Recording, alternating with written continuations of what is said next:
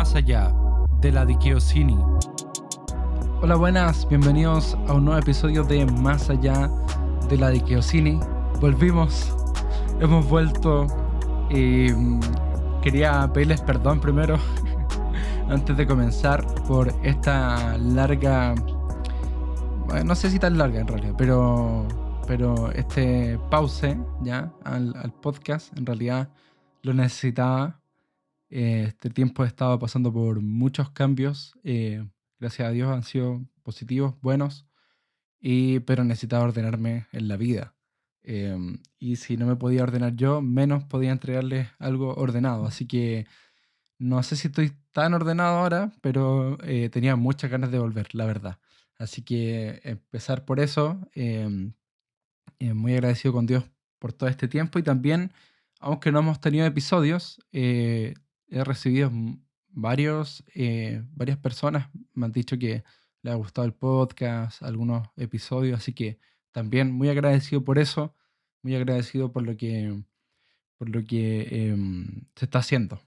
Así que, y no solamente en este punto vamos a volver con los episodios, sino que volvemos con algo que me emociona mucho, la verdad. Y es una serie de capítulos que vamos a estar conversando de aquí en adelante, por lo menos unos 3 4 capítulos, 4 episodios de este podcast, acerca de un tema que a mí me gusta mucho y me emociona, que es acerca de los profetas. Ya esta serie de temas o esta serie de capítulos se denomina Voces en el Desierto y como les digo, me emociona mucho hablar de esto. La verdad es que siempre me han llamado la atención estos hombres, mujeres, a los cuales generalmente llamamos profetas. Sus vidas, la forma en que murieron, eh, tiene algo que no sé cómo explicarlo, en realidad me fascina leerlos, me fascina todo el trasfondo que hay detrás de sus vidas. Así que vamos a estar revisando, de hecho, la vida de algunos profetas en estos próximos episodios y espero que esto sea de ayuda para ustedes, tanto como lo ha sido para mí en este tiempo. Esa es la idea y espero que les guste también.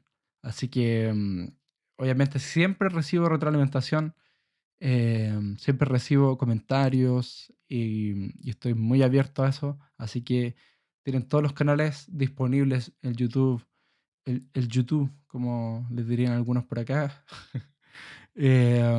Spotify, también generalmente agregamos una casilla de preguntas y también los que me conocen personalmente tienen la posibilidad de hablarme y comentarme y darme retroalimentación. Así que bueno, sin mucho más, em, comencemos. Comencemos con esta serie de episodios. ¿Y qué puedo decir para comenzar? Lo primero que puedo decir para comenzar es preguntarte qué piensas cuando yo te digo o te hablo acerca de profetas o profecía.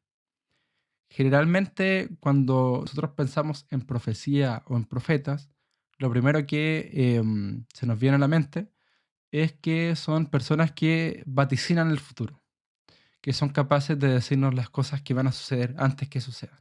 Y generalmente bueno, no en no en todos los casos, pero los que venimos de cierta tradición o cierta corriente ya del Evangelio, por decirlo de alguna forma, tenemos esto bien inculcado, ¿cierto? Profeta es igual persona que te dice el futuro. Y de hecho, en ramas más pentecostales, ¿cierto? Se trabaja como un don del Espíritu Santo y hay personas que generalmente en el escenario, no sé cómo decirlo, pero le dan profecía a la iglesia y, y de esa forma generalmente se trabaja, ¿ya? Em, yo adscribo a esas formas. Creo que hay algo ahí de Dios en eso, mucho de Dios de hecho en eso. Pero pero en la Biblia encontramos más que eso. En la Biblia encontramos más que vaticinar el futuro. En la Biblia encontramos más que decirnos que estas personas eran mucho más que decirnos lo que va a suceder, sino que encontramos varias cosas bien interesantes, que la idea es que podamos ir revisando a través de estas reflexiones que les quiero proponer. Antes de empezar, sí quiero hacerle una advertencia. ¿Ya? Aquí, como en todas las cosas, como diría una frase, para gustos colores, ¿ya? O sea, hay muchas posturas acerca de los profetas, ¿ya? Hay ciertas interpretaciones más místicas, como les comentaba, de personas que por medio del Espíritu Santo tienen algo para decir, ¿ya? Entregar alguna visión, entregar un vaticinio, entre otras cosas, pero también encontramos ciertas corrientes más bien, ¿cómo decirlo? Eh, que más bien tratan de interpretar lo que el contexto nos tiene que decir acerca de estos profetas, ¿ya?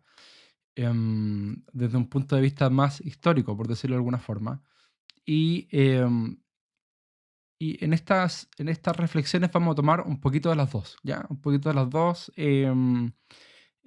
posturas o interpretaciones. No nos vamos a quedar con una, porque ambas tienen cosas muy interesantes que decir.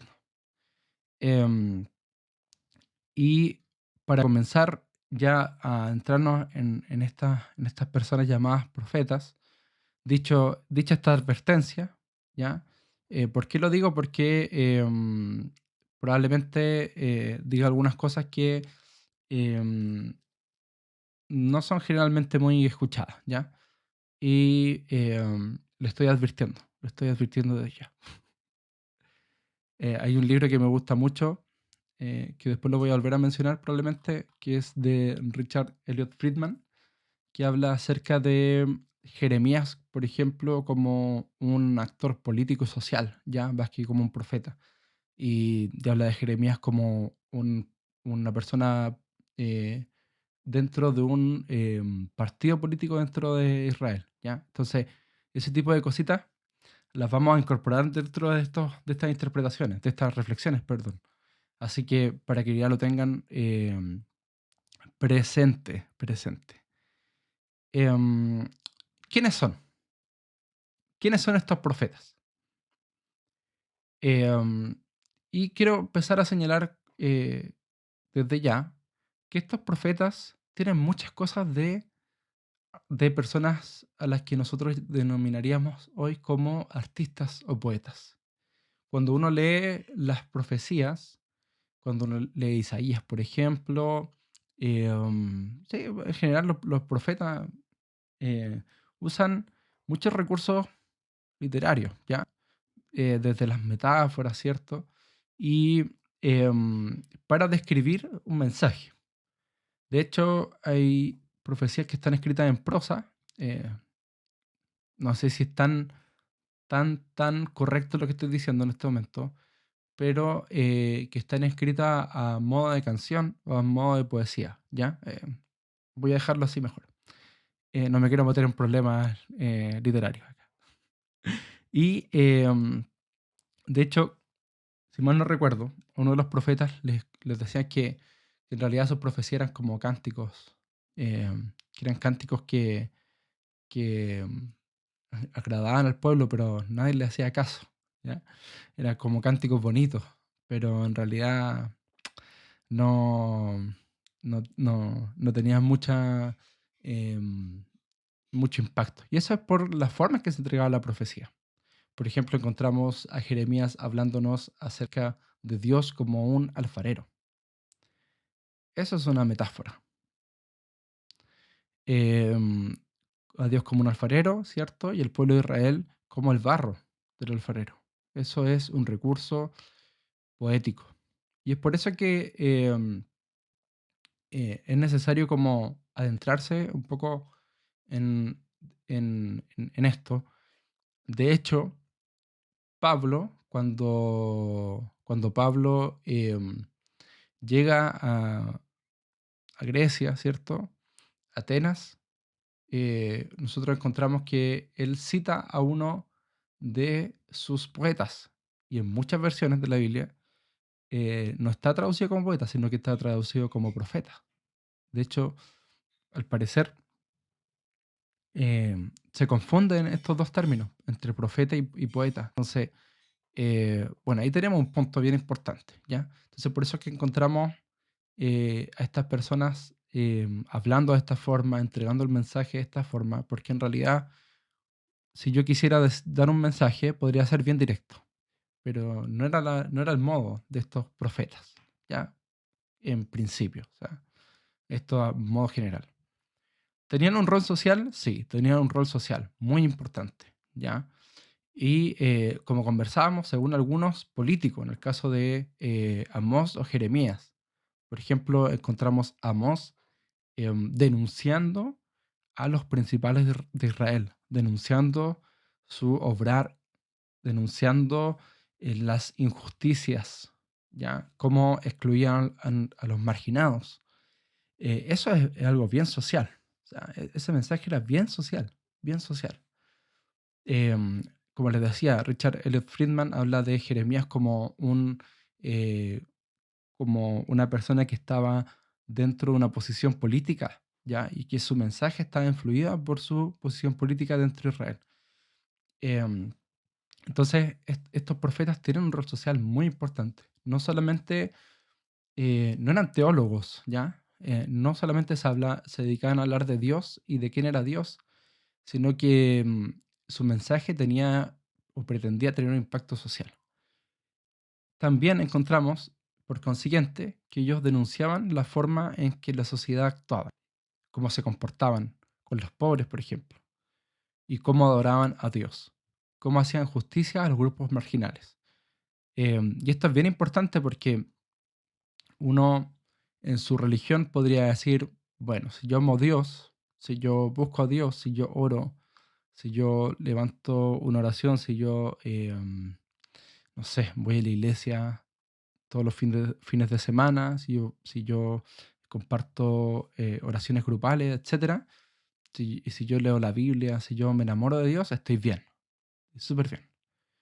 Pero la verdad es que los profetas em, hablaban acerca de la adoración a Dios, pero también cómo las personas se comportaban con las otras personas, y que esto era muy importante y que era no solamente algo distinto, sino que en realidad iban causados en un mismo río, por decirlo, de alguna forma, estas dos cosas.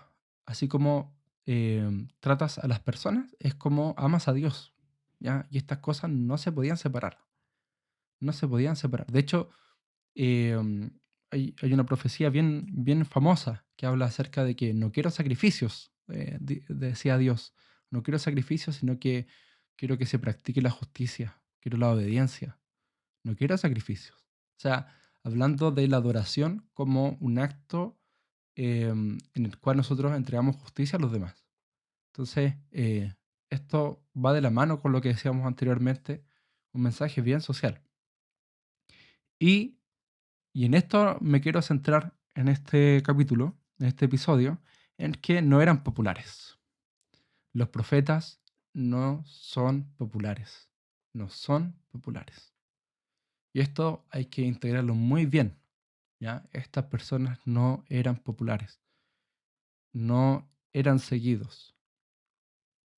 Y para comenzar con esto, em, quisiera, por ejemplo, dar el caso de Isaías. Isaías, Jeremías y otros profetas los que hoy en día los amamos, ¿cierto? Muchas veces citamos sus promesas, o no sus promesas, sino que sus dichos. Muchas veces citamos su mensaje y Isaías, qué genial todo lo que describe, y Jeremías, todo lo que habla, es espectacular.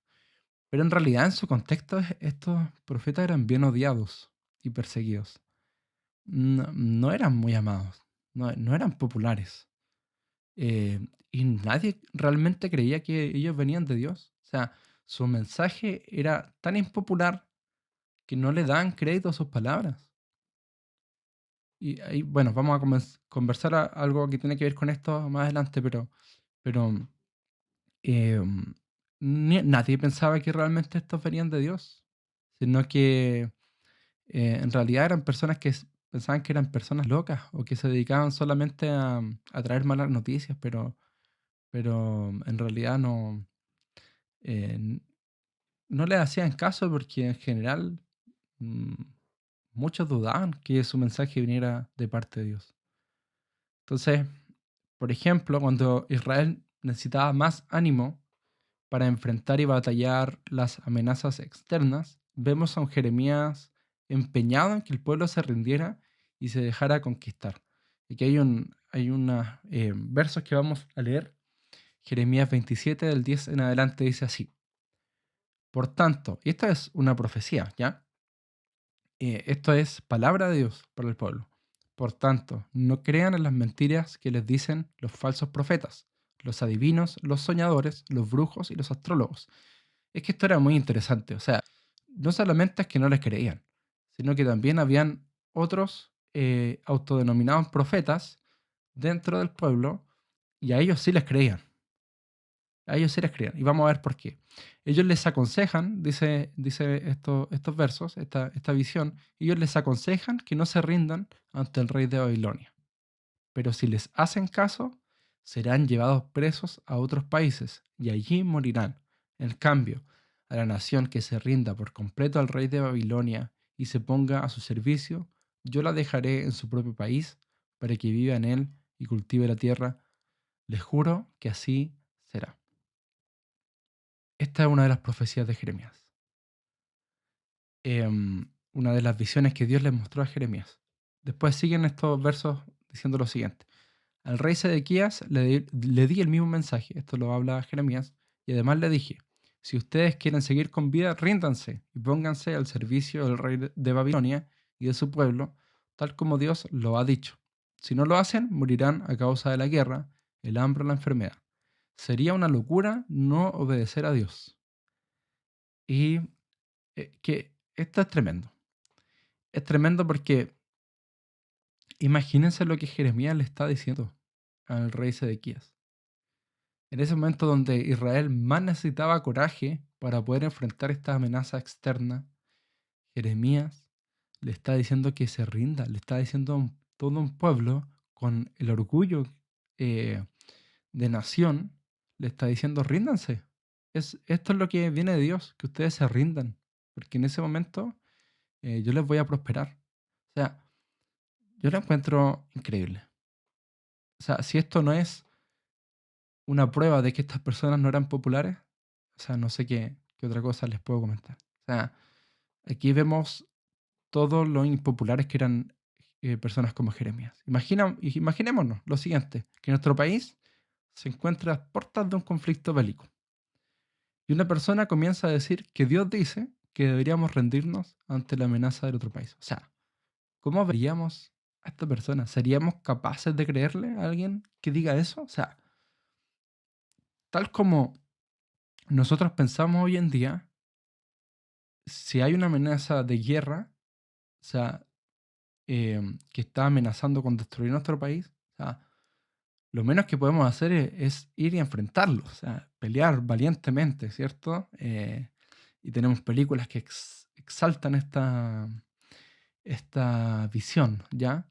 Ir valiente, ¿cierto? Enfrentar esta guerra. Pero Jeremías le está diciendo todo lo contrario al pueblo de Israel. Ríndanse. Y, y si pensaste en cómo sería un mensaje de ese calibre tomado hoy en día, de la misma forma era tomado en ese tiempo. Nadie le creería. Para serte sincero, o sea, si yo estuviera en esa situación y yo escuchara a alguien decir eso y que viene de Dios, yo, o sea, yo diría, ¿qué le pasa a esta persona? ¿Qué le pasa? ¿Qué le pasa a esta persona? Está loca. Porque es lo que hemos aprendido todo este tiempo. Por ejemplo, también en un contexto bien similar, Isaías le decía al pueblo de Israel, en algún momento las armas que ustedes tienen se utilizarán para el arado. O sea, ya no, ya no existirán conflictos bélicos, decía Isaías, sino que Dios la usará para poder alimentarnos. Imagínate em, lo desubicado que era un mensaje como ese en el contexto en que estaba el pueblo. Y es por eso que el mensaje profético es radical. Em, en algún momento yo le escuché decir esto a Jesaja Hansen, hablar acerca de los profetas. Tiene una serie también acerca de profetas muy, muy buena que les recomiendo. Y y hablaba acerca de la vida como un péndulo.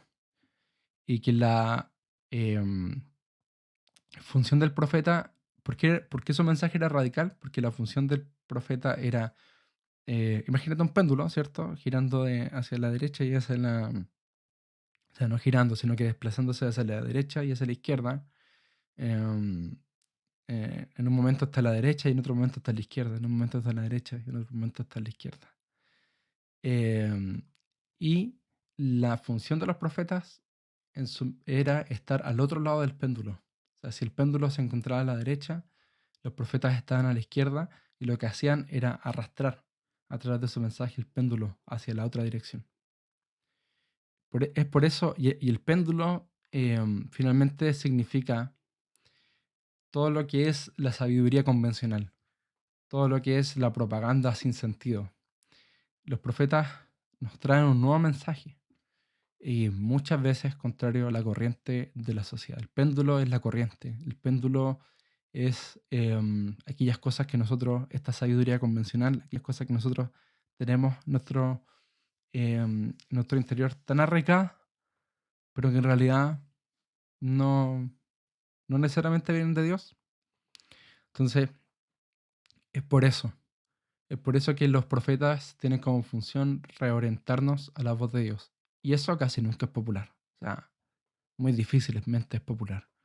Porque si la corriente, si la propaganda nos dice que todo va a estar bien, probablemente el profeta te diga, no,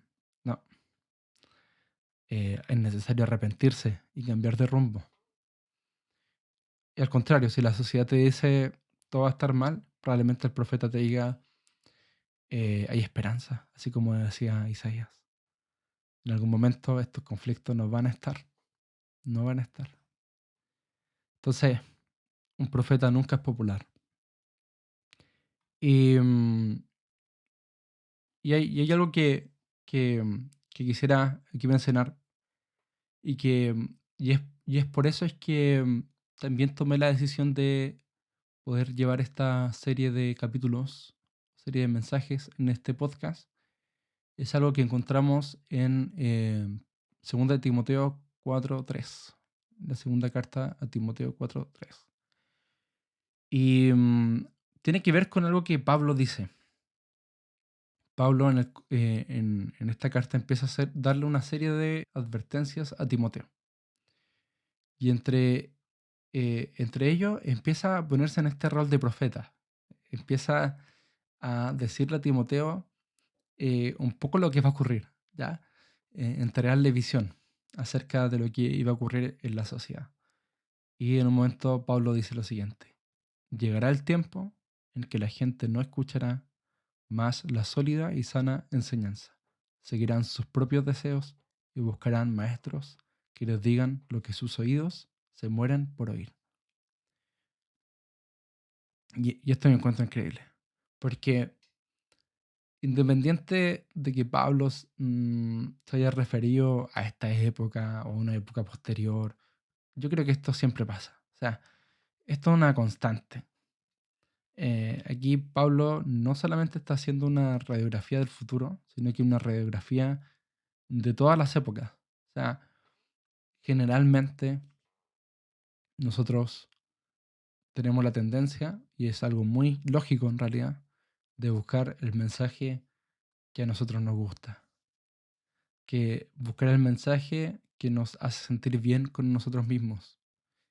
Em, Buscar a estos maestros que nos digan lo que nuestros oídos se mueren por oír. Pero no siempre es lo que Dios quiere. No siempre no siempre la voz de Dios va a estar encauzada en la voz que queremos oír. Definitivamente profecía no tiene que ver mucho con lo que queremos o deseamos oír, sino que va en contra de nuestros instintos. Profecía va en contra de nuestros instintos. Y, y es por eso que el desafío para nosotros y para comenzar ya esta serie de temas que vamos a estar revisando estos profetas y algunas cosas que ellos tenían que decir y que son tan potentes, tan potentes, son tan radicales que hasta el día de hoy nos hablan mucho y nos llevan de vuelta a Dios. Es que justamente ese es el desafío, poder escuchar la voz de Dios, en medio de muchos mensajes em, que nos dicen, por ejemplo, que todo va a estar bien o que sin una convicción, sin un pilar. Algunos meses atrás tuvimos un capítulo que se llama Todo saldrá bien y hablábamos que ese tipo de mensajes solamente uno los puede dar em, solamente los puede pensar en cuanto Dios genere convicción en uno. Pero muchas veces buscamos ese tipo de mensaje, pero que venga de alguien que te lo diga de forma vacía. Lo buscamos porque sí. Lo buscamos sin realmente que Dios nos haya dicho y nos convencemos de eso. Pero la voz profética nos desafía, nos desafía a dejar nuestra lógica de cómo hacer las cosas, de cómo vivir, a dejar nuestra lógica de cómo tratar al otro, a dejar nuestra lógica de cómo administrar lo que tenemos, a dejar nuestra lógica de cómo tratar a nuestros seres queridos. La voz profética nos invita a ir en contra de nuestros instintos. Mi instinto me dice que yo debería ir por acá y me gustaría ir por acá, pero la voz profética no es, no es nuestra voz, sino que la voz profética es una voz que muchas veces la encontramos en el desierto. Es una voz que muchas veces va a ir en contra. Y estas voces en el desierto son las que hoy día yo te quiero invitar a que podamos escucharlas y podamos recibir, fuera de toda lógica y fuera de todo instinto, lo que Dios tiene para decirnos.